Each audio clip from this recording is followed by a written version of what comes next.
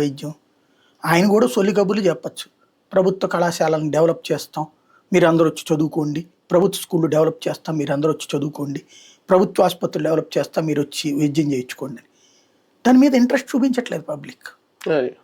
గతి లేనప్పుడు ప్రభుత్వ ఆసుపత్రికి వెళ్తున్నారు, గతి లేనప్పుడు ప్రభుత్వ పాఠశాలలో ప్రభుత్వ కళాశాలలో చేరుస్తున్నారు. ఒకప్పుడు ప్రభుత్వ వాటిలోనే చేర్చేవాళ్ళు.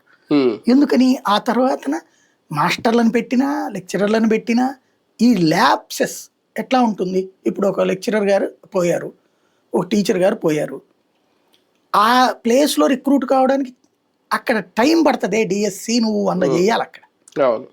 ఈలోపు అక్కడ పిల్లడి జీవితం అయిపోతుందిగా. ఇలాంటి దాన్ని సార్ట్ అవుట్ చేయలేకనే కాంట్రాక్ట్ టీచర్లని, గెస్ట్ లెక్చరర్స్ అని ఇట్లాంటివి చాలా పెట్టి సెట్ చేసుకున్నారు. అయినా కూడా ఆ సంస్థని నమ్మక అవసరమైతే అప్పులు చేసైనా అని ప్రైవేట్ వాటికి పంపిస్తున్నారు. అందుకని ఏం చేశాడు?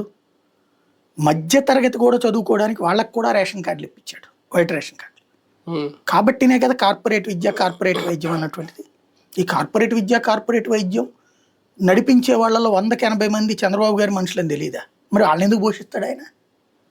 కానీ అది అందుకోవాలన్న తపన ఉన్నవాడి పరిస్థితికి అనుగుణంగా ఆ నిర్ణయం తీసుకున్నాడు.